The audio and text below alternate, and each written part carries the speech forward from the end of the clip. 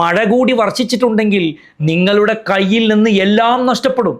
അതിവേഗതയിൽ വരുന്ന നിങ്ങളുടെ വാഹനം തീർച്ചയായിട്ടും മഴയും കൂടി പെയ്ത ആ ഒരു സിറ്റുവേഷനിലാണ് നിങ്ങളുടെ വാഹനം മുന്നോട്ട് പോകുന്നതെങ്കിൽ എഴുതി വെച്ചോ, നിങ്ങളുടെ കൺട്രോളിൽ നിന്ന് വാഹനം നഷ്ടപ്പെട്ടു പോകും.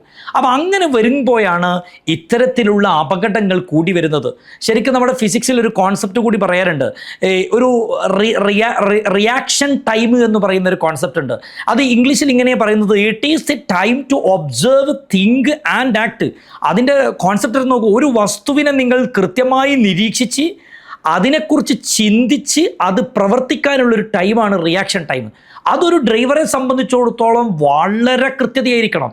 ഞാൻ പറയുന്നത്, നിങ്ങളിങ്ങനെ വാഹനം ഓടിച്ചുകൊണ്ടിരിക്കുമ്പോൾ പെട്ടെന്ന് മുന്നിൽ നിങ്ങളൊരാളെ കാണുന്നു, അയാളെ നിങ്ങൾ നന്നായി നിരീക്ഷിച്ച്, എന്നിട്ട് എന്താണ് ചിന്തിക്കേണ്ടത്, എന്താണ് ഞാൻ ചെയ്യേണ്ടതെന്ന് ചിന്തിച്ച്, എന്നിട്ട് ശരിയാണ് ബ്രേക്ക് ചവിട്ടണം എന്ന് ചിന്തിച്ച്, ഇങ്ങനെയൊക്കെ ചിന്തിച്ചുകൊണ്ടിരിക്കരുത്.